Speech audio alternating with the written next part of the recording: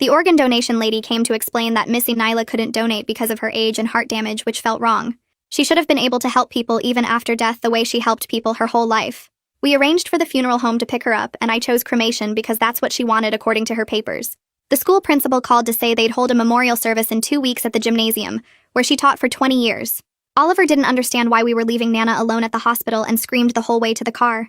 2 weeks crawled by in a blur of paperwork and phone calls and trying to explain death to a 2-year-old who kept looking for Nana.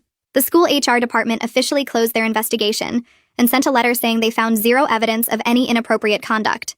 Missy Nyla's teacher friends organized the most beautiful memorial with photos from her whole career and students reading poems. So many kids stood up to share stories about how she changed their lives or helped them through hard times. A few mentioned knowing she helped a student in need without saying my name, which made me cry harder. Oliver played with his blocks in the corner and kept looking around for Nana every few minutes.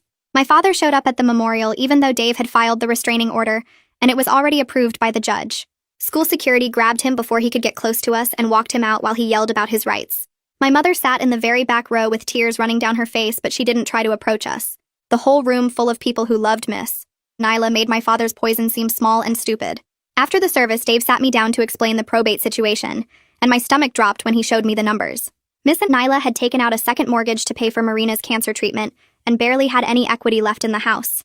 The monthly payments were more than I'd ever be able to afford, even with a full-time job, which I didn't have.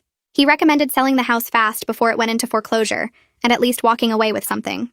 Packing up Miss Nyla's house felt like ripping my heart out piece by piece while Oliver kept asking when we were going home to Nana. I could only take what would fit in our new subsidized apartment that accepted my housing vouchers from the state.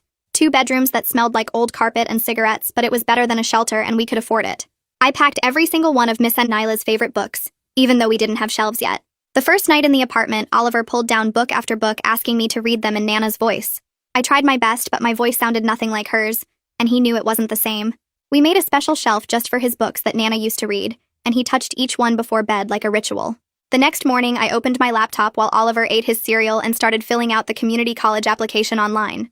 The personal statement box stared back at me empty, and I typed about how Missy Nyla saved my life when my own family threw me away, and how she taught me I could write my way to something better. My fingers shook typing about being 16 and pregnant and homeless until a teacher saw me and decided I was worth saving.